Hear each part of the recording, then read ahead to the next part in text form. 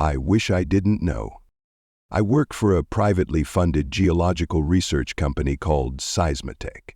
It's been around for 15 years or better, but it's been overshadowed by Orbital Sciences Corp., Blue Origin, Tesla, and other such private research companies, even though the projects currently being funded by Seismotech are equally as groundbreaking.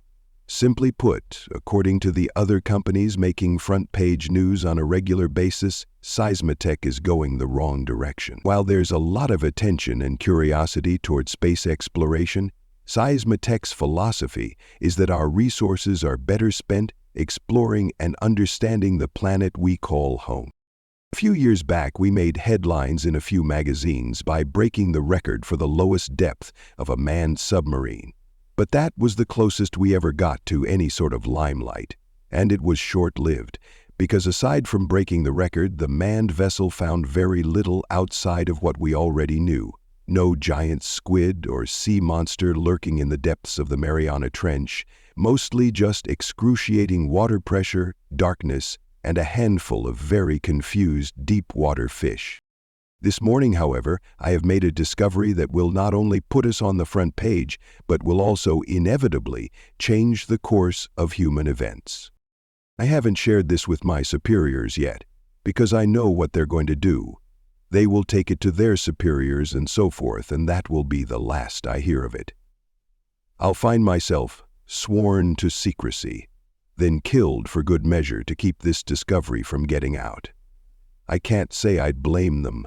Mankind may not be ready for this kind of discovery, but even so, I have to say something to get the truth out there, to warn those who will listen. Let me explain first what I do. Years before I was hired on, and for years afterward, Seismotech has been working on drilling small but excessively deep holes into the Earth. Half the reason the manned submission got approved was because they wanted to utilize that project to drill one of these holes. They take years to dig, and more money than I'm authorized to know, but what we gather is often worth the cost and time. Soil samples, mineral deposits, dinosaur bones, all are found and collected by the drill, then sent back up for analysis. I think Seismotech may own a private mining company that capitalizes on some of those mineral deposits, but nobody will confirm nor deny my suspicion. My job is to monitor the seismic pulses generated by the drills. By sending specific seismic vibrations into the Earth, we can learn a lot about what's under there. Aside from the aforementioned more lucrative discoveries, we also learn more about what's actually beneath the Earth's crust. Essentially, these vibrations travel through different materials in different ways. Knowing this is how we were able to determine the theory of the Earth's composition down to the core. What we didn't have before, though, were enough seismic emitters and receivers to paint a clear picture. If you look through a stationary telescope at a tree, you may only see bark. Therefore, you can use your reasoning to determine that you're looking at a tree. Might even be able to tell what kind of tree if you're knowledgeable enough. But the more information you guess at, age, size, location, the further risk you run of being wrong. If you have a whole bunch of those telescopes all placed around the tree, you can tell quite a bit more. The drills are our telescopes. As I've said, we've been drilling for a while, and with the exception of a few, we hadn't gotten deep enough to tell what exactly was below the ground we walk on down to the core. Until today. There was a huge budget allocated to the project several years ago, and we used almost all of it to fund more drills at locations all across the globe. A few drills went faster than others, and the picture they painted was a little unusual. So I'd been closely monitoring the progress of the other drills. I desperately wanted to see what it was the other drills were picking up, because I was absolutely certain it wasn't the simple core mantle crust composition they teach in science class. This was different. Today at 6:47 a.m. UTC, alone at my desk with a half pot of coffee left, the picture came into full view. I checked it a dozen times. Surely something had to be wrong, or someone had to be messing with me. But the math was solid, the readouts were accurate. Below the surface of the earth, coiled in the fetal position, lies an embryo. The earth, you see, isn't a rock floating in space at all. It's an egg, and I think it's ready to hatch. That's the end of our first story. Now moving towards our second story. Can I come inside? Sometimes they come in the form of a lost child. Other times they come looking for a phone because their car broke down. But they always ask the same question. And come inside. It won't take long, he asked. The man nodded, but did not speak again before closing the door. I first met one when I was a child. I was home alone, my mother having gone to the store for an hour or so, and a woman holding a baby knocked on the door. She told me that her car broke down and that she needed to call her husband. It was hot outside, really hot, and I remember thinking it was weird that the baby was bundled up in a blanket and not crying, and even stranger still that I didn't see any car outside. I told her no and closed the door. She didn't knock again. Although I wouldn't make the connection until nearly a decade later, I heard a story on the news that evening of a family disappearing from their home. There were no signs of a struggle, no signs of violent entry, and no signs of packing. They had simply just vanished. Later, I'd find out that they had been living in a trailer in the Parkland region. They'd been living there for quite some time before they reported anything other than aliens acting strangely. Yesterday, I had a little boy come to my door. He was crying and told me he lost his mom and needed to come inside. He was about 6, perhaps. But when I asked him where he lived, he didn't respond. He just said, "Please, can I come inside? It won't take long." That sentence sparked a connection in my brain that took me back to when I was a child, and the woman with the baby, and the disappearance of the family down the street. Word for word, he'd said the exact same thing she had. "Can I come inside? It won't take long." Against my better judgment, I told him no and closed the door. There were other houses he could go to. Mine is by far not the only house on the street, but something inside the instinctual part of my brain told me that I needed to close the door. An hour ago, on the news, I watched a story about a family that had seemingly disappeared from their home. Their car was still in the driveway. There was no sign of struggle or forced entry. The front door was left open and the phone was off the hook. The only clue the police had to go on was a hastily written message in the corner of the wall, hidden by a table that looked like it had been pushed there in a hurry. It read, "Don't let them inside." That's the end of our second story. Now coming towards our third story, The Men Without Faces. It's important to note, before I begin to dive into this story, that I did not kill any of them. No matter how much you start to think I did, no matter how much I try to convince you otherwise, I will tell you now for certain that I did not kill anyone. Although this story begins in several places, I think the best part to start would be when we actually arrived at Raspberry Springs. There were 6 of us: Tom, Lance, Adam, Brent, and myself. The camping trip had been Brent's idea, but we'd all been eager to escape our monotonous lives for a few days, so the planning process went fairly quickly. The air was crisp as it always is in the Uintas, and the scent of pine carried on the wind was the perfect start to what was supposed to be a relaxing weekend trip, but would soon become a waking nightmare. We set up camp, and as we passed a bottle of Maker's Mark around the fire, we told each other horror stories that we'd been told when we had been young boys out camping with our uncles and fathers.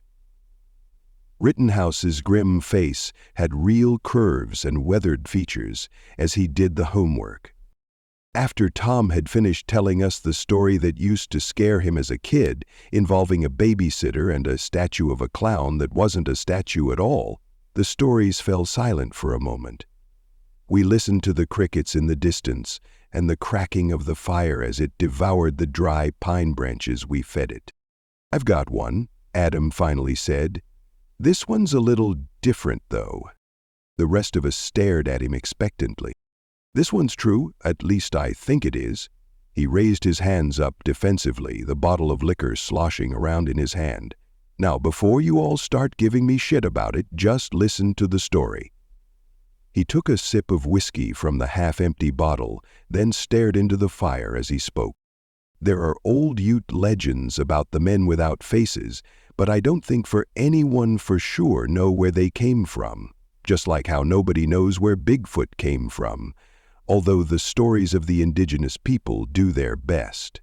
It's a story my grandpa told me. That's where I first heard of them. The story goes that there was a group of Indians that were kicked out of their own tribe for shameful hunting practices. The Native Americans were adamant about using the whole animal, as you know, and they believed heavily in being one with the earth, and they believed that disrespect of the earth was a capital offense. These guys, though, maybe a dozen or so, hunted and killed for sport.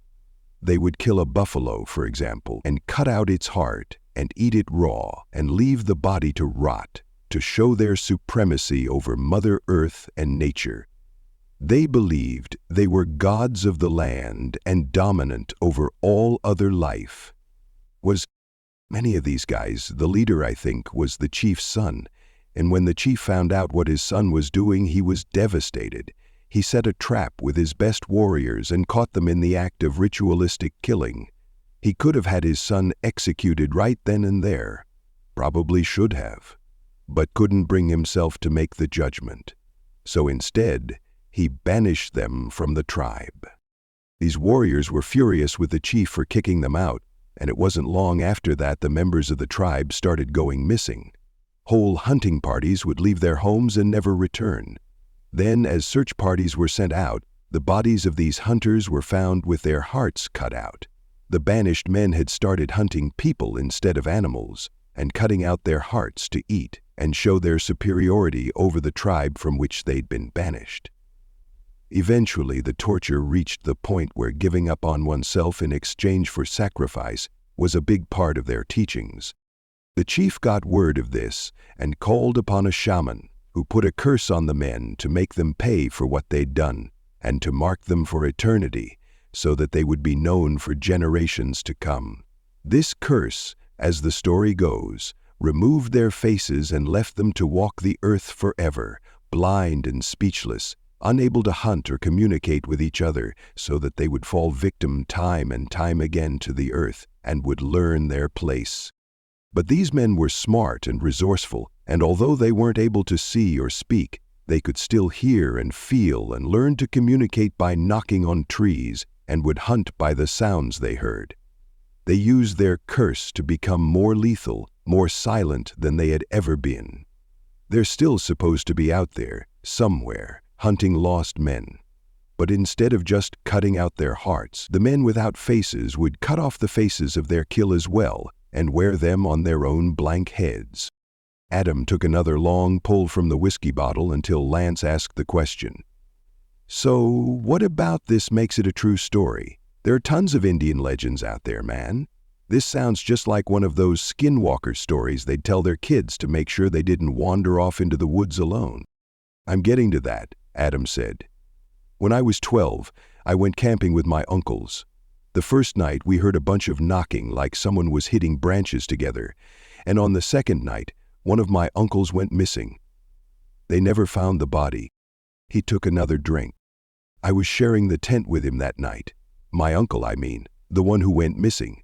It was me and him in one tent, and my two other uncles in the other. I woke up because I heard that knocking. I'd heard it the night before as well, further away, on the other side of the lake, but this time it sounded like it was coming from right behind me, on the other side of the tent. I listened for a while, waiting for it to go away, but it didn't. It just kept getting louder and faster. It was like Morse code almost, with a strange beat, but deliberate in a way I couldn't understand. Eventually, I couldn't take it anymore, and I woke my uncle up. Part of me was afraid he would wake up and it would suddenly stop or he just wouldn't hear it. But as soon as his eyes were open, he was sitting up in bed. He tried to play it cool, I think, so he wouldn't scare me, but I could tell he was scared. He grabbed the pistol from his bag in the corner of the tent and told me to stay there and stay quiet no matter what. Unzipped the flap of the tent and stepped out. I could hear him moving around in the dirt, could hear the shuffle of feet against the brush, but that was it. There wasn't a scream, there wasn't a shout, there wasn't a gunshot. Dr. Patton sat next to her, glancing between her and the mountain view, resting her hands on his thighs. The lights from her cell were on the front of her shirt. I sat there in terrified silence and waited in the tent until the sun came up and I heard my uncles getting up in their own tent. I told myself my uncle had gone and bunked with them, or maybe had forgotten to tell me everything was all right before going to see about catching fish for breakfast. I told myself a lot of things to keep me going that night. But when my other two uncles got up and came to our tent and asked me where my other uncle was, I broke down. Rangers were called, search parties were formed, but we never saw a trace of my uncle again. It was like he had completely vanished off the face of the earth. When Adam's story finished, the rest of us sat in silence for a few minutes, trying to figure out how best to approach the story. It was Brent who spoke up first. You know, there's plenty of stuff that could have happened to your uncle, right? You don't really think it was these faceless dudes, right? Adam sat silently, staring into the fire. He took a final gulp from the bottle and passed it to me. I don't know what I believe, honestly. I grew up justifying the noises I heard, and eventually came to terms with the idea that he probably wandered off, got lost, got hurt, and never made it back to camp. But it's always be there in the back of my head, you know.